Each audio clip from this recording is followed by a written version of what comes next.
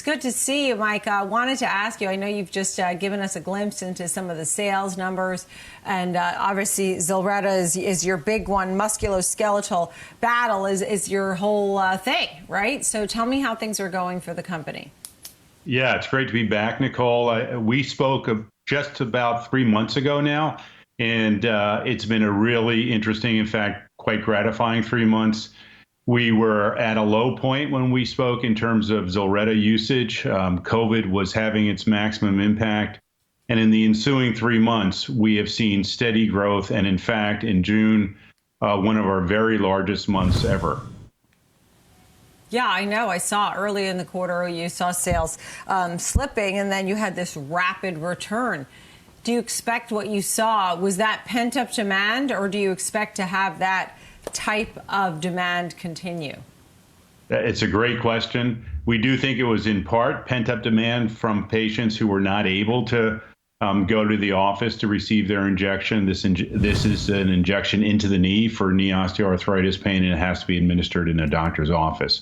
But as we mentioned the last time we spoke, we also appreciated that there were many, many patients who are having their total knee replacements delayed, postponed, in some cases canceled.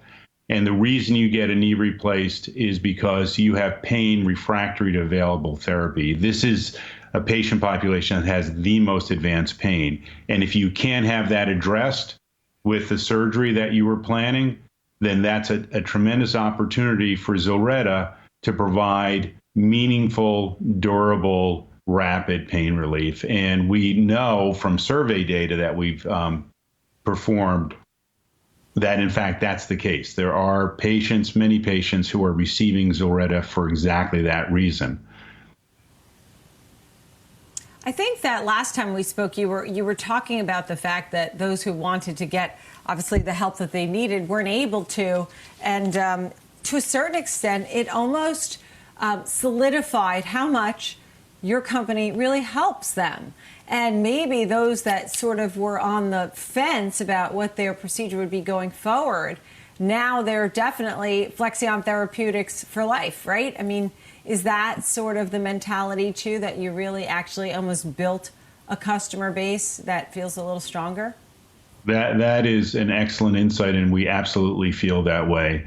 What we saw from the clinical data when we developed this drug was very encouraging.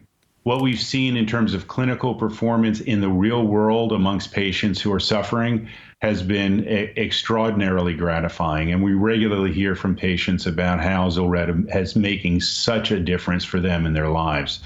And once you've used ZILRETTA and have had a good experience as a patient and as that patient's physician, it tends to build on itself. And we have many patients who have benefited from ZILRETTA, not just once, but with repeat injections.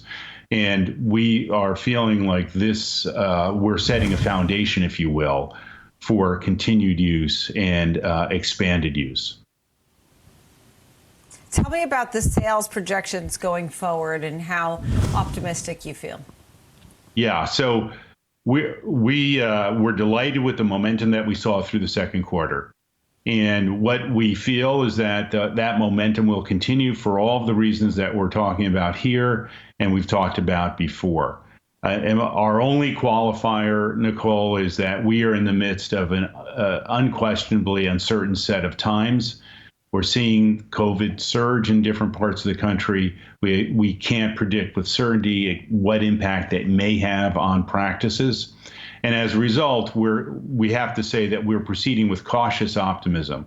In terms of the performance of the product itself, we have unfettered confidence and we see an incredibly bright future. The only issue is what we can't control as relates to the environment. Right, and that I fully understand. So ZILRETTA, with the demand that you've seen, which really was exponential in the last month, that being said, it's an injectable remedy. Yes. So I guess they have to come to the office, right? It's not like you can give me this injection at home. Like some things you can do at home. That's right. Any way to make this a little easier for folks so that you can have more people on it because it'll be a little easier, or this is it? Are you looking at developing it in a way that's a little easier to administer? Well, I would say, first of all, it's a great question, and we'd love to travel down that path. But just to stress, there are 5 million patients a year in the U.S. who go to their doctor to get a knee injection for osteoarthritis knee pain. This is an enormous market as it exists. And the opportunity here is similarly enormous. So you don't have to do that to capture market share. I'm not saying it's not anything other than desirable, but what you want to do is have a product perform. You want to have patients have that experience with that product, tell their friends, tell their treating physician, and have that virtuous cycle reinforce the value of the product and its use.